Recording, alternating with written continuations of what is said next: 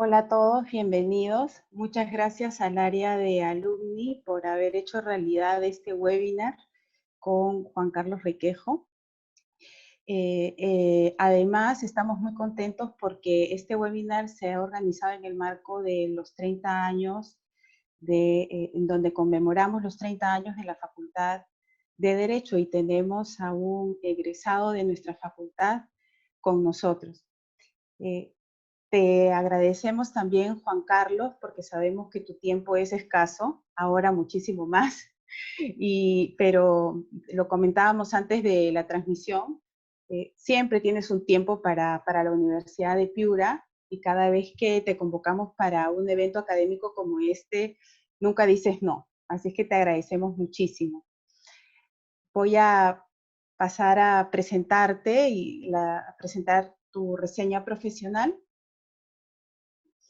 Juan Carlos Requejo, y lo digo con orgullo sano, es egresado de la Facultad de Derecho de la Universidad de Piura, de la segunda promoción.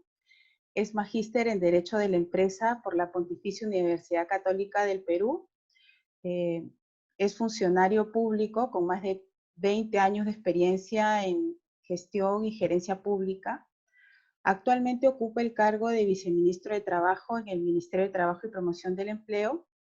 Y antes de ese cargo, ocupó el de superintendente de SUNAFIL. También ha sido viceministro de Pesca y Acuicultura. Ha sido director general de Fiscalización Pesquera en el Ministerio de la Producción. También gerente central de Anticorrupción en la Contraloría General de la República. Se desempeñó como asesor de la ministra de Trabajo. Ha sido secretario general de la Superintendencia Nacional de Fiscalización Laboral, de SUNAFIL, y también secretario general de los Ministerios de Trabajo y del Ministerio de Agricultura, del Ministerio de Trabajo y Ministerio de Agricultura. Bien.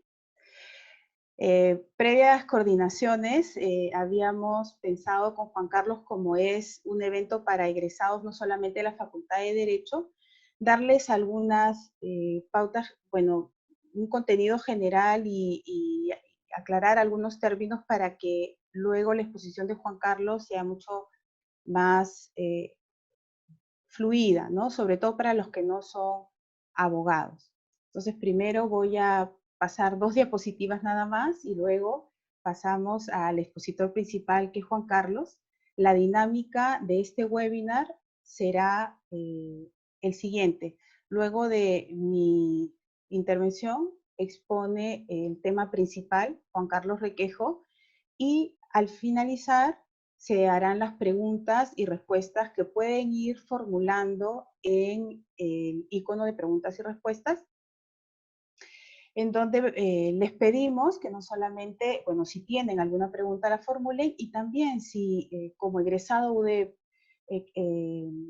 tienen ustedes alguna propuesta de mejora o de solución para sobrellevar esta emergencia nacional, también la planteen, porque Juan Carlos y el gobierno están abiertos a todas las propuestas que se puedan recabar de la sociedad civil y también, por supuesto, de los profesionales y del mundo académico también. Muy bien, entonces empezamos.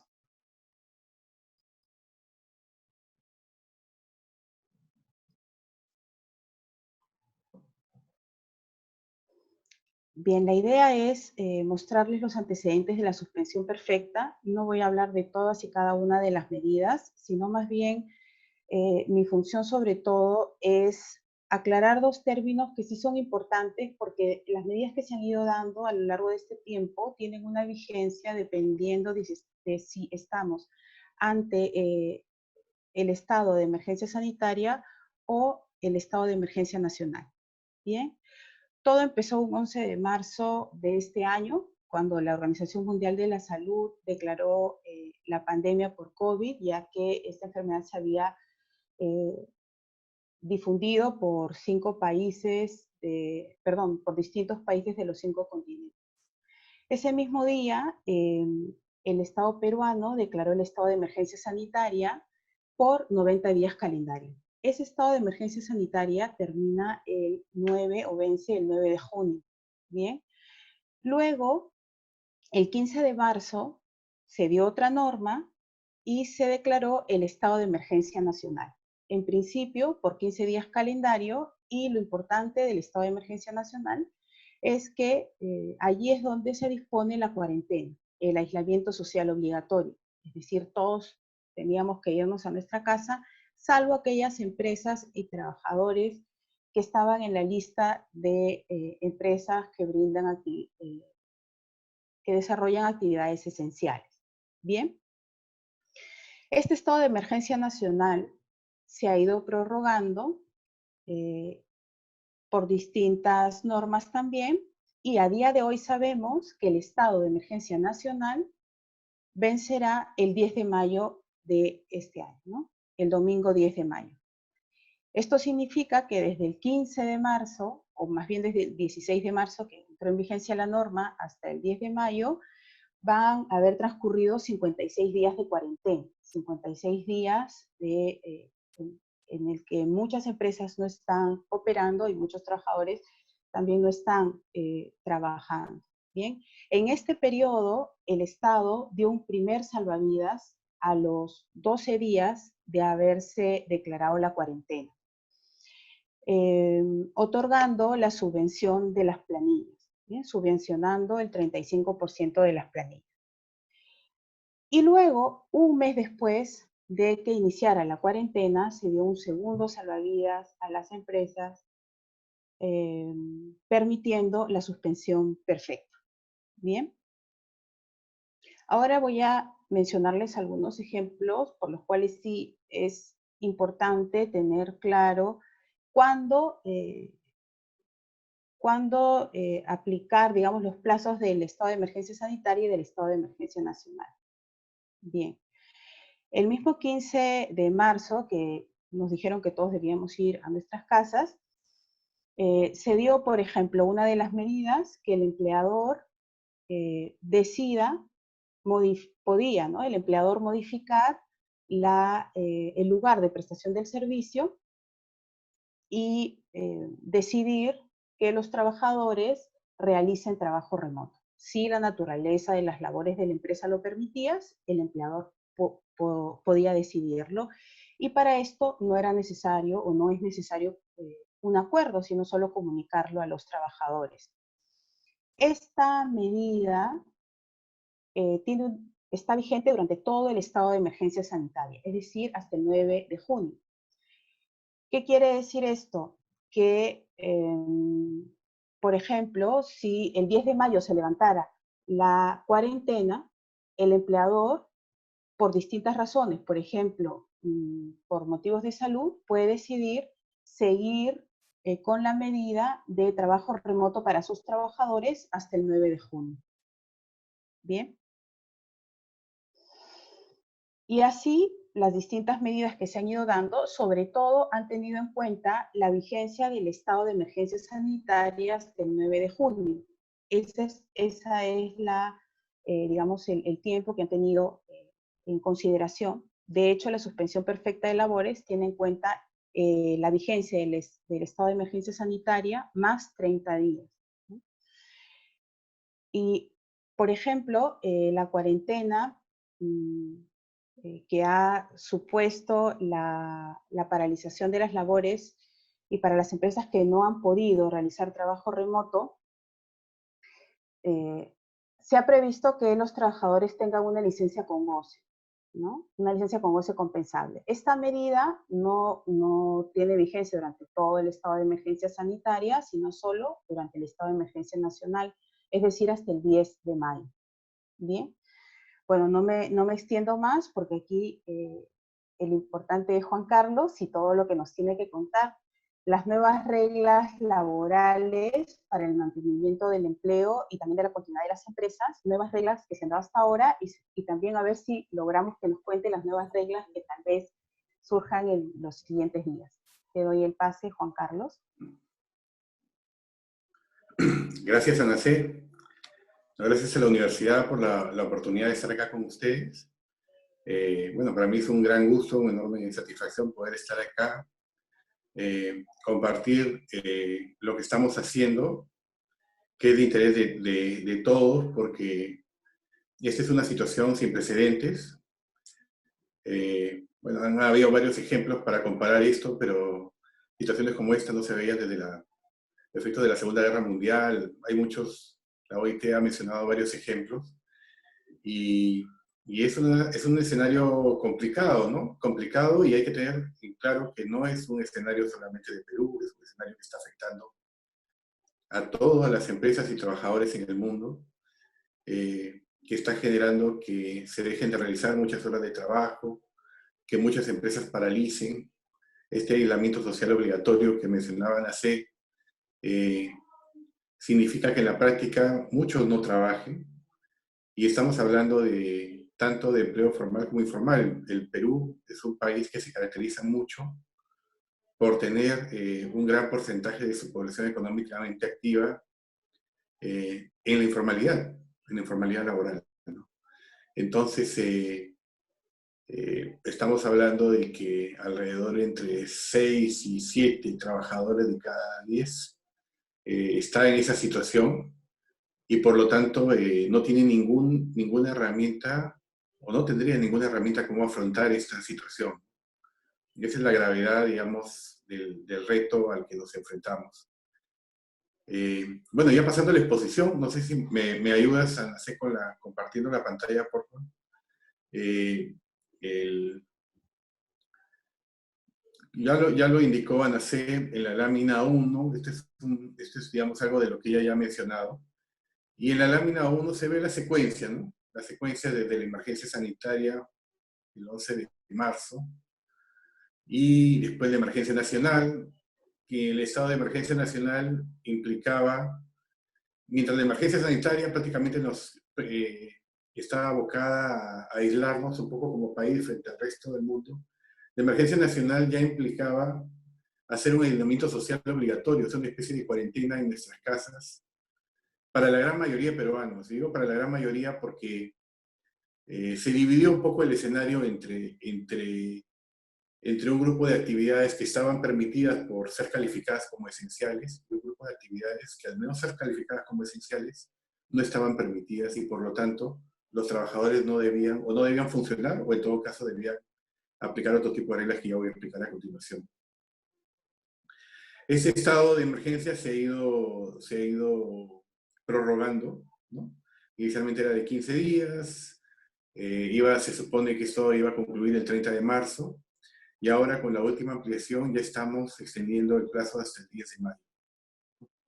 Entonces, es un escenario en la que, como bien lo comentaban así, ya va se cumplirían más de 50 días en los que muchos trabajadores no estarían prestando su servicio de manera efectiva, y muchas empresas, por lo tanto, tampoco estarían trabajando.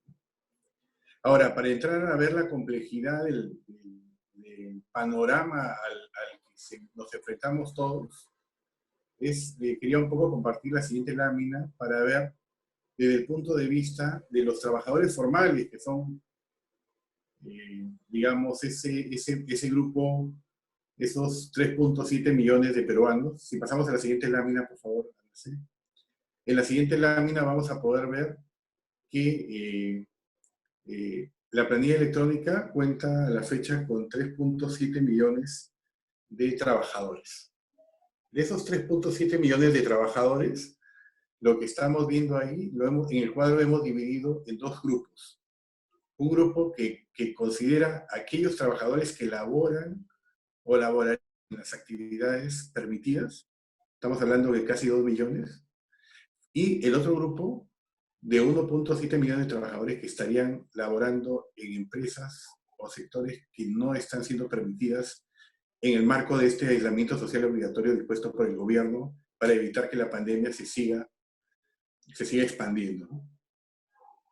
Entonces, y dentro de ese 1.7 millones, lo que hemos hecho nosotros desde el sector es identificar aquellos sectores que estarían potencialmente más afectados, no solamente por la parálisis que nos está afectando a todos, sino porque, digamos, por la naturaleza de cómo trabajan ellos y por al no conocerse exactamente cuándo comenzarían a operar nuevamente, que esa es la parte final que voy a comentar, se verían potencialmente más afectados presuntamente que otras actividades. Estamos hablando, por ejemplo, del sector construcción, del sector comercio, restaurantes, hoteles, el sector venta de vehículos, entre otros, el sector turismo, entre otros, ¿no? Pasando a la siguiente lámina, vamos a poder ver ese mismo análisis, pero ahora del lado de las empresas, ¿no? Ya no del lado de los trabajadores, sino de las empresas. La planilla electrónica agrupa, digamos, a 309.000 empresas, digamos, empresas entendido desde personas naturales con negocios hasta todos los tipos societarios que existan. Y dentro del grupo que está laborando, estamos hablando de alrededor de 119.000 empresas. Y dentro de ese grupo que no está laborando estarían 190.000 empresas que a la fecha no vienen laborando. Entonces, y de esas, 116.000 en los mismos sectores que había mencionado anteriormente son las que tendrían un alto grado de riesgo de no operar y por lo tanto poner en riesgo los empleos que involucran a estos trabajadores. Ahora nace la siguiente. La siguiente lámina es interesante porque nos permite ver cuál es la realidad de nuestra planilla electrónica, ¿no? Y desde el punto de vista de la compensación por tiempo de servicios. La compensación por tiempo de servicios es, digamos, es un concepto que lo depositan 2 veces al año las empresas y lo que buscan es que sea digamos, es una herramienta que permite, digamos, amparar a los trabajadores en caso de que pierdan sus empleos, ¿no?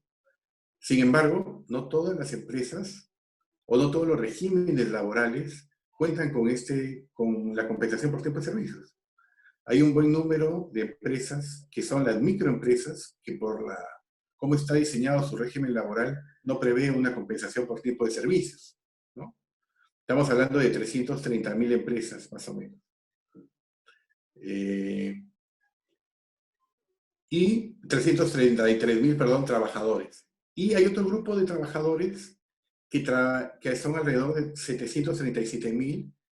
¿Qué actividades están ahí? Ahí están actividades, por ejemplo, la agroexportación o construcción civil, que si bien es cierto tienen la compensación por tiempo de servicios, esa compensación, esto por su régimen laboral que se va liquidando cada vez que concluyen sus contratos, que están asociados a un fin específico, por lo tanto al momento de liquidarlo se les entrega la compensación y por lo tanto no es que ellos tengan un fondo al que ellos puedan acudir en el caso de ocurrir alguna contingencia como el desempleo, a diferencia de como tradicionalmente se comporta la compensación por tipo de servicios para el régimen laboral o para el régimen de la pequeña empresa. Eso es importante que lo sepamos porque no todos los que aparentemente tendrían acceso, todos los trabajadores formales tendrían acceso a la compensación de tiempo de servicio. Ya estamos hablando de que alrededor de un poco más de 1 millón de trabajadores no tendrían acceso a este beneficio en el caso de una contingencia, ¿no? En la siguiente lámina vamos a ver otra característica de nuestro mercado de trabajo, que es nuestro mercado laboral no se caracteriza por tener contratos a plazo indeterminado, sino como ustedes lo van a ver ahí, de los 3.7 millones de trabajadores, 2.6 millones tienen contrato a plazo fijo, ¿no? Eso es un tema, no es un escenario ideal, obviamente, porque el que tengas el contrato a plazo fijo significa que periódicamente te han estado liquidando y por lo tanto puede ser que no estés en condiciones, esta CTS que habíamos hablado anteriormente, no la tengas disponible en la proporción o en la medida que deberías tener, que lo tendría un contrato a plazo indeterminado.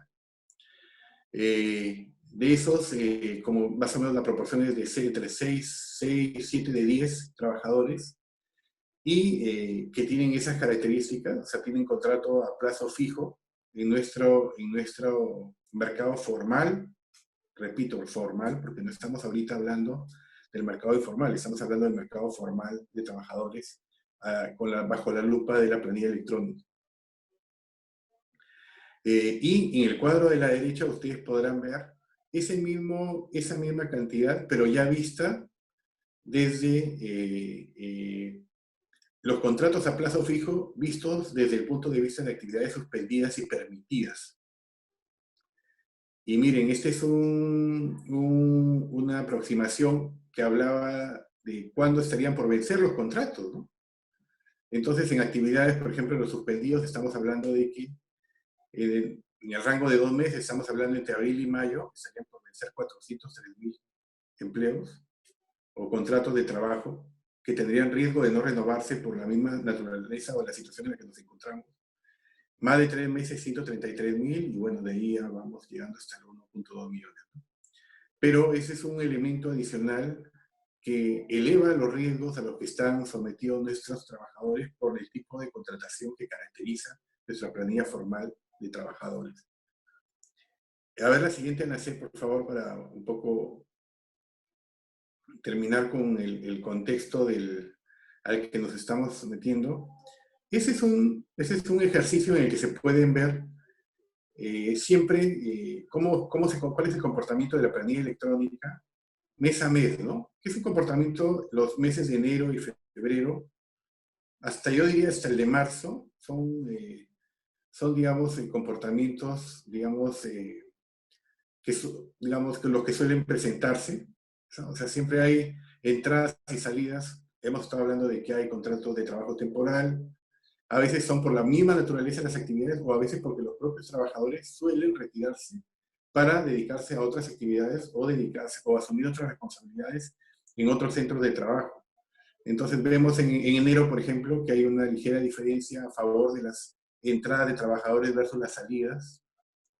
En el mes de febrero ya las salidas son un poco superiores a las entradas. En el mes de marzo se está notando también un poco más las salidas que las entradas. Y en el mes de abril, igual, ¿no? O sea, más salidas que entradas. Pero si tocamos el periodo de emergencia, estamos hablando de que han ingresado al mercado de trabajo a la planilla electrónica 70.000 trabajadores y han salido 178.000 hasta el 19 de abril. Ya vamos a sacar un próximo reporte al 30 de abril donde se va a ver cómo va avanzando el impacto, ¿no? Entonces, como ustedes verán en los cuadros inferiores, uno, cuáles son los motivos de baja, que están asociados a un obra o servicio específico, cuáles son las actividades más o menos que suelen tener ese tipo de rotaciones, y a la mano izquierda ven el número de empresas que vincularon a por lo menos un trabajador en ese periodo, son 14.000 empresas, y las entradas y salidas de trabajadores que les había comentado. Entonces, ese es el contexto al que nos enfrentamos.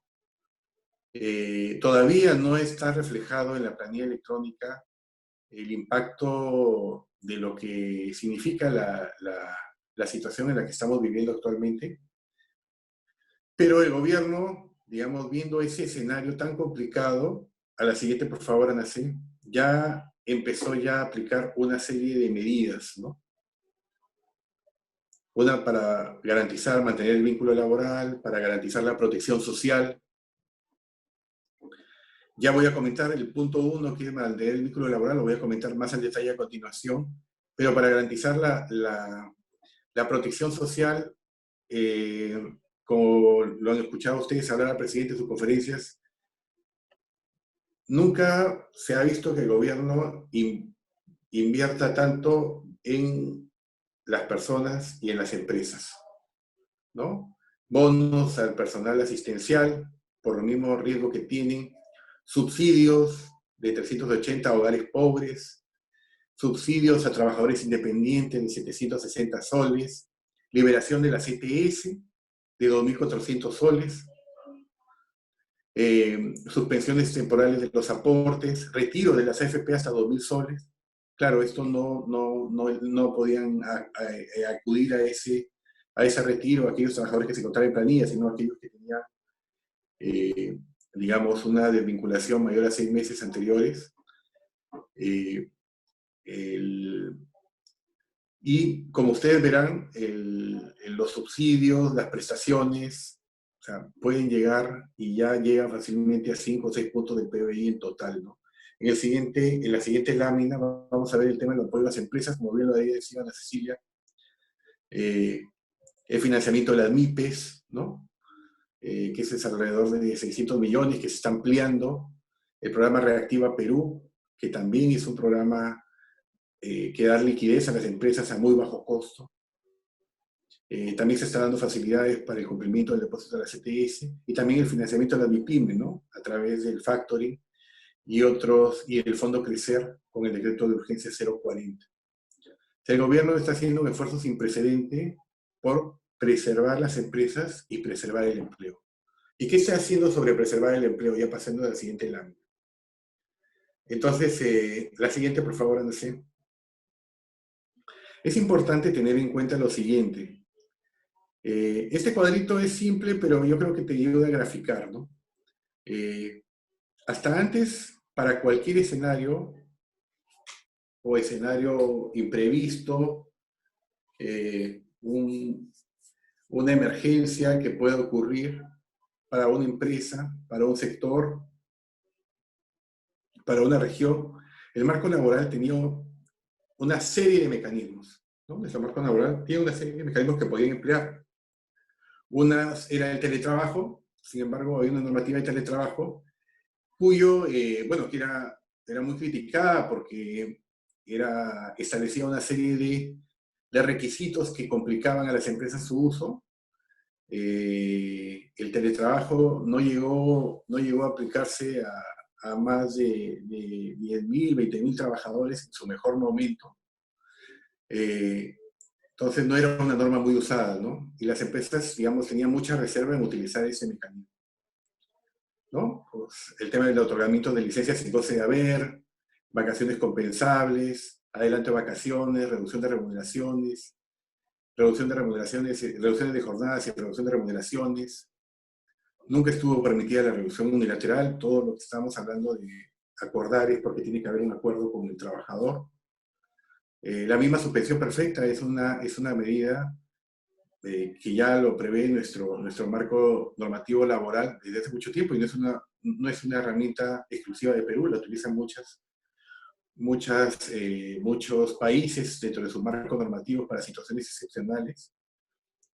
Incluso el tema de cese colectivos también es un tema que está ahí y que efectivamente es una de las herramientas que podrían haber utilizado las empresas. Sin embargo, ¿qué decide el gobierno cuando comienza la emergencia nacional? Lo que decide el gobierno al emitir los decretos 026 y 029 es dejar de lado todo ese portafolio de opciones que tenía la empresa para poder aplicar y decide, uno, crear un nuevo marco normativo que es el trabajo remoto, que sustituye al teletrabajo, pero que sin embargo es muy flexible, da muchas oportunidades para que empresas y trabajadores lo puedan utilizar como efectivamente lo están utilizando. Quizás ahorita yo no tengo una data como para poder señalar el grado de utilización del trabajo remoto, más aún en estas circunstancias de aislamiento social obligatorio, pero pronto vamos a tener una data que nos va a ejemplificar que hay muchas empresas que vienen utilizando intensamente el trabajo remoto y probablemente muchos de los que me estén escuchando a la fecha lo estén utilizando. Y lo otro era, estamos hablando de cuáles eran las reglas para aquellas actividades que no podían operar como consecuencia del aislamiento social obligatorio, o sea, aquellas actividades no esenciales. Para aquellas actividades no esenciales, la regla que estableció el gobierno es decir, bueno, si no eres esencial, o haces trabajo remoto, o le otorgas a tu empresa una licencia con goce de haber. El que sea compensable o no podía ser materia de acuerdo. De repente no era... si no había acuerdo, era una licencia con goce de haber compensable. Y se compensa una vez concluida la emergencia nacional, o sea, empezaríamos a compensar a partir del 11 de mayo. También lo que sacó con otro decreto de urgencia es modificar los turnos y horarios de la jornada, ¿no? en la idea de generar mejores condiciones para el cumplimiento del aislamiento social obligatorio y el cumplimiento del nuevo marco normativo COVID, ¿no?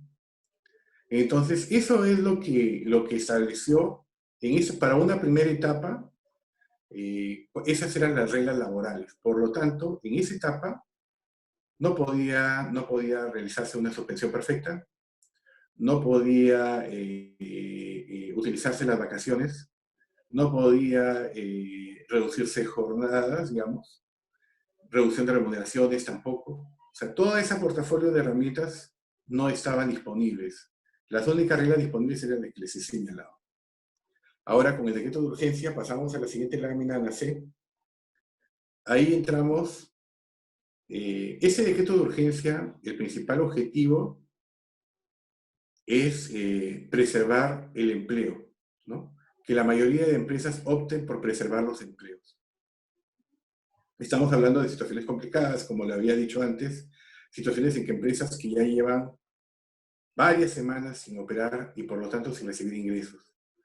Pero los trabajadores que estuvieran, digamos, imposibilitados por el trabajo remoto, según lo que estableció ese decreto de urgencia, de realizar sus labores a través de trabajo remoto o hacerlo a través de una licencia por goce de haber, sea porque ya no hay forma de compensar esas horas, o sea porque ya la afectación económica que ha recibido la empresa es de tal magnitud que les impide a la empresa, por lo tanto, poder asumir esa obligación frente a sus trabajadores.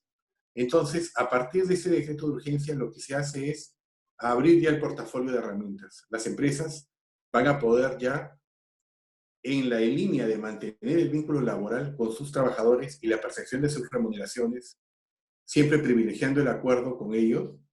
Entonces ya entra al otorgamiento de vacaciones ganadas, que es un tema unilateral de la empresa que lo puede tomar por el trabajador, o ya entra a los temas que tienen que ser de acuerdo entre las partes, ¿no?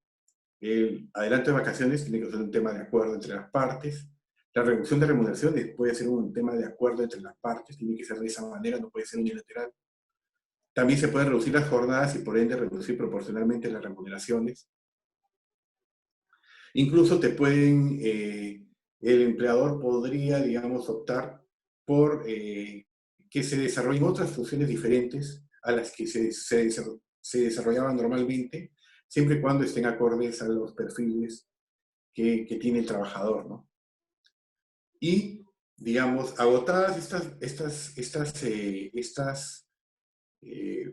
eh, medidas previas, y excepcionalmente la empresa podría adoptar una suspensión perfecta de labores, ¿no? Exponiendo los motivos que la sustentan y ingresando a través de una plataforma web que el Ministerio de Trabajo ha colgado para tales efectos desde el día 15, y que, bueno, las empresas lo han venido utilizando a través de esa fecha, ¿no? Y el decreto de urgencia incorpora una declaración jurada en la que se menciona una serie de temas a tener en cuenta para efectos de la suspensión perfecta de labores. En la siguiente lámina, esa suspensión perfecta es importante tener en cuenta que no es una suspensión perfecta la tradicional, la estándar, que está prevista en nuestro marco laboral de manera general. Esta es una suspensión perfecta particular. ¿Y por qué digo particular? Porque busca que aquellos trabajadores que ingresen en la suspensión perfecta no pierdan, por ejemplo, la oportunidad de tener sus prestaciones de salud. En estas circunstancias complicadas, lo peor que le podría pasar a una persona es no tener la oportunidad de poder atender sus prestaciones de salud, y por lo tanto el gobierno está financiando que aquellas personas que ingresen a su prisión perfecta mantengan la cobertura de salud en el Seguro Social de Salud a través de esta medida. Y la otra medida que establece esta urgencia son medidas para preservar los ingresos de los trabajadores que ingresen a su pensión perfecta. ¿Qué medidas son? Una es que puedan disponer de su fondo de CTS para el caso de que ellos acceder a su fondo de CTS, hasta una remuneración bruta mensual por mes calendario vencido durante el periodo que dure la suspensión. En el caso que no tengas fondos suficientes o no tengas fondos en tu cuenta de CTS, lo que prevé la norma es que puedes pedirle a la empresa el adelanto de la CTS que corresponde depositar en el mes de mayo, incluso la gratificación del mes de julio, ¿no? La otra medida que prevé la norma es que pueda disponer de los fondos de AFP hasta por 2.000 soles. Esta es una medida, digamos, a la que no habían tenido acceso los trabajadores que estaban en la planilla electrónica, o sea, que estaban laborando. Entonces, esta medida permite que hasta ese monto puedan acceder estos trabajadores y, por lo tanto, puedan de una u otra forma afrontar este escenario en la que no van a recibir ingresos por parte del empleador. Y la última medida es para aquellos trabajadores de la microempresa, estamos del régimen laboral de la microempresa, estamos hablando de aquellos trabajadores que no tienen CTS y probablemente por sus condiciones también tengan un fondo mínimo de AFP. Lo que se les está diciendo es que adicionalmente ellos van a recibir, siempre y cuando ganen menos de 2.400 soles, una prestación económica de protección social de emergencia de 760 soles por mes en tanto dure la suspensión, hasta un máximo por 3 meses. Todo esto financiado con cargo al Tesoro Público. Entonces, estamos hablando de una suspensión perfecta en el marco de esta norma que es especial, que se preocupa por mantener la salud y los ingresos de los trabajadores. No es la suspensión perfecta tradicional en la que simplemente se rompe el trabajador no presta sus labores y por lo tanto el empleador no le paga su sueldo. Acá estamos hablando de que el trabajador no presta sus labores, pero si bien es cierto, el empleador no le va a pagar su sueldo, va a tener cobertura de salud y va a tener hasta 3 opciones por el cual afrontar esta situación que se le podría estar presentando en estos momentos. En la siguiente lámina, asimismo, el gobierno ha emitido un decreto supremo 011, que es un decreto supremo complementario, que dicta medidas complementarias, no solamente son reglamentos, sino que dicta medidas complementarias al decreto de urgencia 038, en el cual, por ejemplo, desarrolla conceptos como la afectación económica, ¿no? Justamente este era un tema que tenía que darle un contenido para efectos de en qué condiciones podríamos estar hablando de una afectación económica. Entonces ahí el reglamento habla que esto es una fórmula que se calcula de dividir todo el costo de las remuneraciones de los trabajadores entre el nivel de ventas. Y eso se compara con el mes previo a la medida y se compara también con el mismo ratio del año anterior. Y de esa forma, si supera determinados umbrales, se podría dar cuenta si está habiendo afectación o no afectación económica para las empresas. Y lo importante es que este ratio diferencia el tipo de empresa, el tamaño de empresa, porque no vamos a entender que se puede aplicar un mismo ratio para la micro, para la pequeña, que para la mediana y grande, que tampoco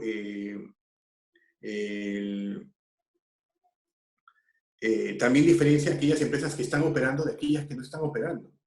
Porque podría darse el caso que empresas que están operando busquen acogerse a una suspensión perfecta, ¿no? Entonces, va en el entendido de que de repente por las actuales circunstancias podrían estar algunas líneas no operando al 100% de su capacidad y por lo tanto requerirían que algún grupo o grupos de trabajadores ingresen a suspensión perfecta en tanto la operatividad de la empresa se normaliza.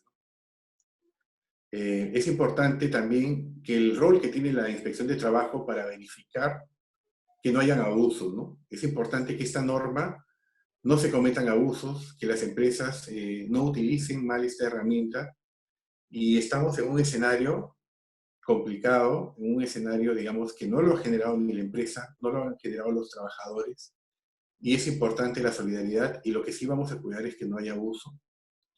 La inspección de trabajo va a verificar la información que señalen las empresas al momento de su acogimiento. Y va a verificar varios puntos, ¿no?, que señala la norma, ¿no? Va a verificar los ingresos señalados por la empresa para verificar si es que ellos alegan acogerse a la suspensión perfecta por afectación económica.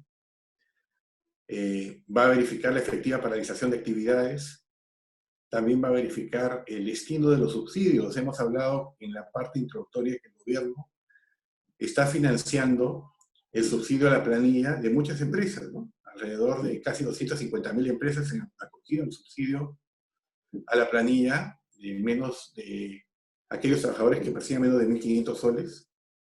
Entonces, el 35% lo está subiendo el gobierno con este subsidio, al que ya se han acogido muchas empresas. Entonces, lo que se busca es que haya una coherencia, ¿no? Si es que ellas se han acogido al subsidio por unos trabajadores, en ese periodo no pueden estar pidiendo suspensión perfecta para aquellos trabajadores en los cuales están recibiendo subsidio de la planilla. Sunafil aprobó un protocolo el 24 de abril, el protocolo 04-2020, y donde se privilegia básicamente las verificaciones, van a haber verificaciones presenciales en los casos que sea necesario, y sobre todo que puedan de repente verse acompañados de algunas denuncias, pero también se van a hacer mucha verificación remota, ¿no? Ya voy a comentar a continuación la gran cantidad de solicitudes que se han presentado, y es importante que la Inspección de Trabajo cuente con las herramientas de poder hacer una labor eficiente sin necesidad de desplazarse necesariamente, salvo cuando las circunstancias específicamente así lo ameriten. El otro tema que prevé el reglamento es el tema de las declaraciones falsas, ¿no? Entonces, el hecho que un empleador no diga la verdad al momento de declarar, ojo que están presentando una declaración jurada para cogerse una suspensión perfecta, va a implicar no solamente de que está poniendo en riesgo la suspensión perfecta y que por lo tanto, al ser declarada improcedente, tenga que restituir a sus trabajadores todo lo que no les pagó durante el periodo de suspensión perfecta, sino que a su vez la administración podrá, en el caso que se evidencie que hay una declaración falsa, podrá comunicar esto al Ministerio Público. También hay una posibilidad de que pueda haber fiscalizaciones posteriores, ¿no? O sea, hay un límite para cada autoridad administrativa de trabajo, un mínimo de poder fiscalizar hasta el 20% de las comunicaciones presentadas como fiscalización posterior. Lo cual implica que incluso teniendo resoluciones que les autorizan a hacer suspensiones perfectas, haciendo una verificación posterior, esas podrían ser revocadas posteriormente por la autoridad administrativa. Incluso podrían dar el origen de la aplicación de unas multas, como lo señala el reglamento.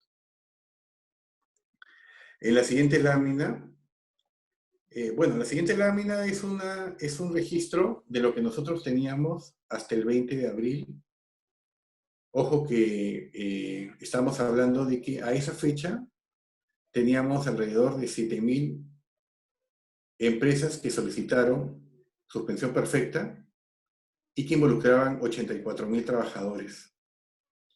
Estamos ahorita ya 29, tenemos una data que también les voy a comentar acá, que ya no alcancé a ponerlo en la presentación, pero ojo que el reglamento también preveía de que un periodo de adecuación, ¿no? Como hay algunas cosas que se precisaron en el reglamento y que no estaban, digamos, en el decreto de urgencia, entonces se le dio la posibilidad a las empresas de que tuvieran 5 días para que pudieran adecuar estas solicitudes. Entonces, en total, entraron en un periodo de adecuación en un total de un poco más de 8.000 empresas y casi 90.000 trabajadores, que involucraban 90.000 trabajadores, ¿no? A la fecha, digamos, tenemos que 11.700 empresas han solicitado acogerse a la suspensión perfecta de labores, involucrando alrededor de 99.000 trabajadores. De esas, 82% son empresas que pertenecen a empresas que tienen menos de 10 trabajadores, y el 18% son empresas que tienen más de 100 trabajadores, ¿no? Y más o menos las empresas que tienen menos de 100, que agrupan alrededor de 40.000 trabajadores, las empresas más de 100 trabajadores agrupan alrededor de 40.000, o sea, está mitad, ¿no?